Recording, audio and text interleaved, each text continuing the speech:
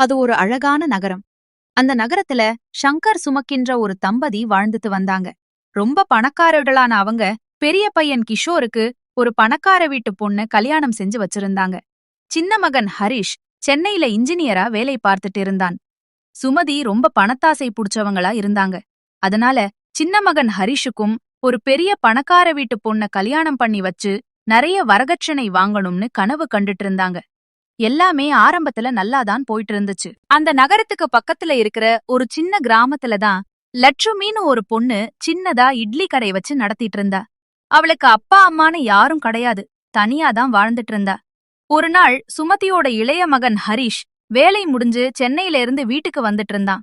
என்னமோ தெரியல, அவனுடைய வண்டி கோளாறாயிடுச்சு. ரோட்ல தாறுமாறா ஓடிக்கொண்டு இருந்துச்சு அவனோட வண்டி. அப்ப பார்த்து லட்சுமி தன்னுடைய இட்லி கடைக்கு தேவையான விறக வெட்டி எடுத்துட்டு வந்துட்டு இருந்தா. ரோட்ல தாறுமாற வந்த அந்த வண்டி லட்சுமி மேல மோதிடுச்சு. உடனே ஹரிஷ் அவளை காப்பாத்தி ஹாஸ்பிடல்ல சேர்த்தான். அவ கொஞ்சம் குணமானதும் அவளை கூட்டிக்கிட்டு அவளோட கிராமத்துக்கு போனான். லட்சுமி ஹரிஷுக்கு நன்றி சொன்னா. என்னை காப்பாத்தி குணப்படுத்தினதுக்கு ரொம்ப நன்றி. இந்த உதவிய நான் கடைசி வரைக்கும் மறக்க மாட்டேன். அங்க போனதுக்கு அப்புறம்தான் தெரிஞ்சது லட்சுமிக்கு யாருமே இல்ல அப்படின்னு. அவ மேல வண்டி ஏத்துன குற்ற உணர்ச்சியில இருந்த ஹரிஷ் லட்சுமி கிட்ட இப்படி கேட்டா. லட்சுமி, என்னாலதான் உனக்கு அடிபட்டுச்சு. அது எனக்கு ரொம்ப கஷ்டமா இருக்கு. உனக்கும் துணைக்கு யாருமே இல்ல.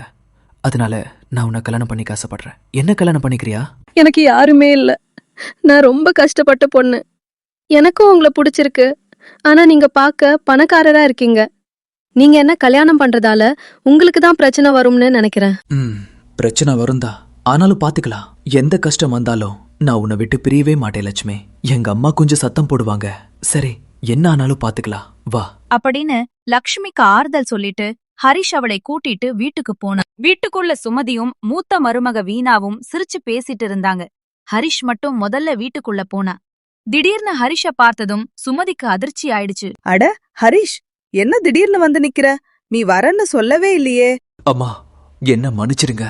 ஒரு இக்கட்டான சூழ்நிலையில நான் ஒரு பொண்ண கல்யாணம் பண்ணிக்கிட்டேன் அப்படின்னு ஹரிஷ் சொன்னதும் லட்சுமி பாவமா வந்து அங்க நின்னா.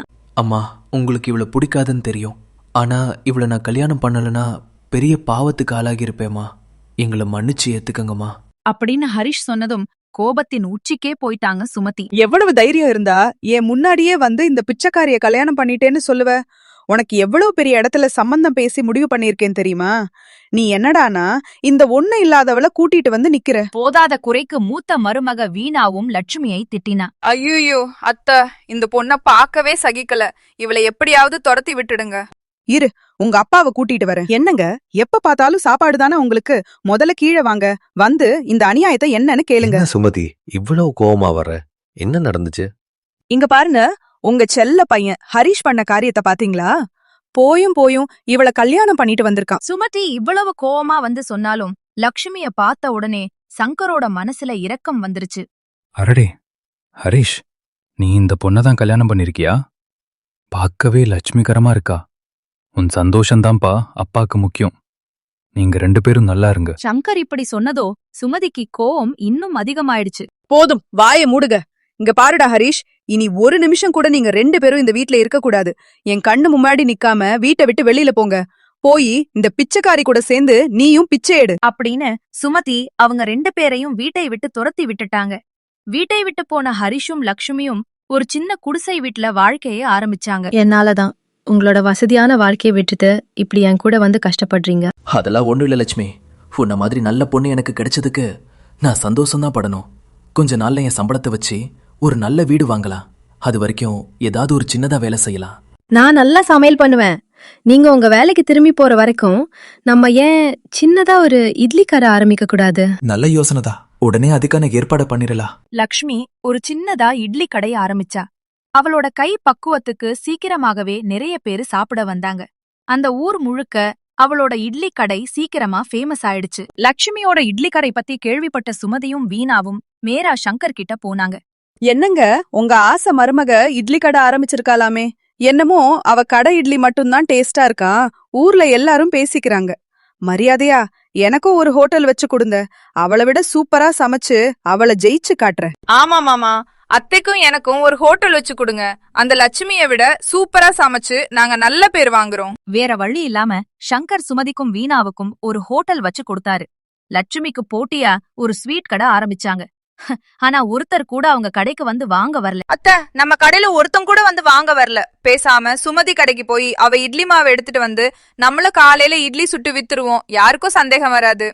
வீணாவோட பேச்ச கேட்டுக்கிட்டு சுமதி ராத்திரியில லட்சுமியோட கடைக்கு போய் மறுநாளுக்கு தேவையான இட்லி மாவை எடுத்துட்டு வந்து காலையில இவங்களோட கடையில இட்லி செஞ்சு வித்தாங்க. அவங்க எதிர்பார்த்த மாதிரியே இட்லிய விக்க ஆரம்பிச்சதும் கொஞ்சம் பேர் சாப்பிட வந்தாங்க. ஆனா லட்சுமி காலையில எழுந்து பார்த்ததும் இட்லி மாவையெல்லாம் யாரோ திருடிட்டாங்கன்னு புரிஞ்சுக்கிட்டா. அடுத்த நாள் வியாபாரம் பண்ண முடியாம ரொம்ப கஷ்டப்பட்டா. ஹரிஷோட யோசனைப்படி அவங்க போலீஸ்ல புகார் பண்ணாங்க. என்ன பிரச்சனை இங்க? உங்க கடைய பத்தி நான் கேள்விப்பட்டிருக்கேன். உங்க கடை சாப்பாடு ரொம்ப டேஸ்டா இருக்குமாமே. சார், நானும் என் மனைவியும் ரொம்ப கஷ்டப்பட்டு இந்த சின்ன இட்லி கடைய ஆரம்பிச்சோம். ஆனா நேத்து ராத்திரி எங்க கடையில இருந்த மொத்த இட்லி மாவையும் யாரோ திருடிட்டு போயிட்டாங்க. எங்களுக்கு ஒரு நாள் வியாபாரம் போயிடுச்சு சார். சரி, கவலைப்படாதீங்க.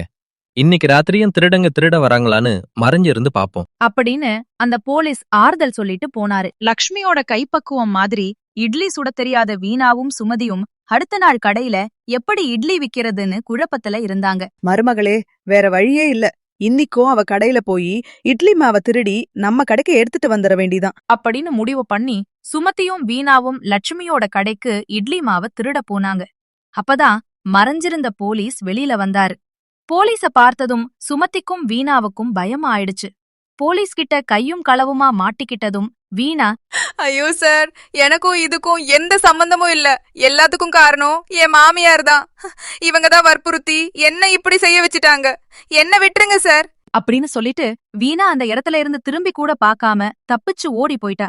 அப்பதான் சுமதிக்கு வீணாவோட உண்மையான குணம் புரிஞ்சது. அந்த இடத்துக்கு உடனே வந்த ஹரிஷும் லட்சுமியும் அந்த சுமதிய பார்த்த உடனே என்ன நடந்திருக்கும்னு புரிஞ்சுக்கிட்டாங்க.